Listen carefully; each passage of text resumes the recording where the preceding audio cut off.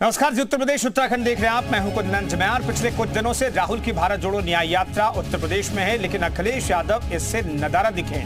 कई बार अखिलेश के आने की अटकलें लगी, लेकिन अखिलेश नहीं पहुंचे क्योंकि मामला सीटों के बंटवारे पर अटका हुआ था। मगर अब अखिलेश यादव 25 फरवरी को आगरा में न्याय यात्रा में शामिल होंगे। यूपी कांग्रेस अध्यक्ष ने सपा कार्यालय पहुंचकर अखिलेश को निमंत्रण पत्र सौंपा है।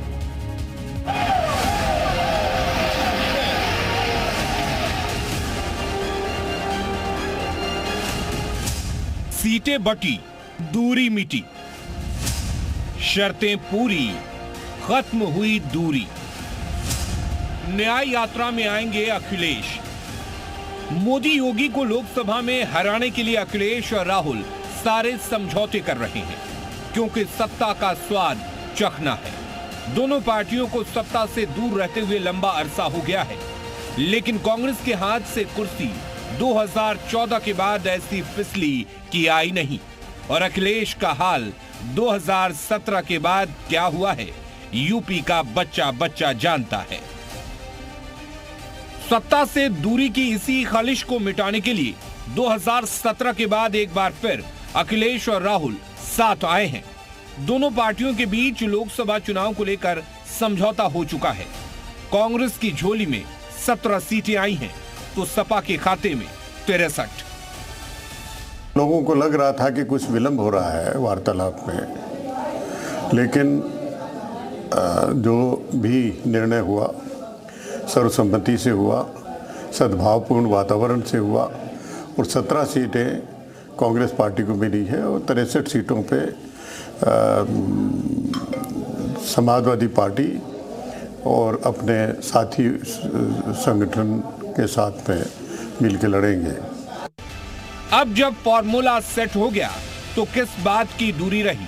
अखिलेश यादव, जिन्होंने समझौते से पहले न्याय यात्रा में शामिल होने से इनकार कर दिया था, अब वो यात्रा में शामिल होने वाले हैं। कहा जा रहा है कि अखिलेश 25 फरवरी को न्याय यात्रा में पहुंचेंगे।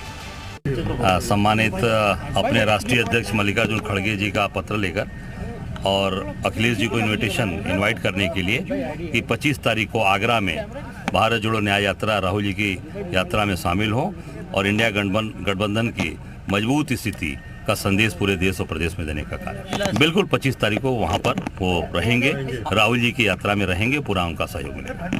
इन सबके बीच उत्तर प्रदेश के उप मुख्यमंत्री केशव प्रसाद मौर्य ने कहा है कि प्रदेश में 80 की 80 लोकसभा सीटों पर इस गठबंधन को जमानत बचाना भी मुश्किल हो जाएगा। हम लोग देवरिया जनपद के अंतर्गत आने वाली तीनों सीटों के साथ सभी 80 लोकसभा सीटों जीत रहे हैं।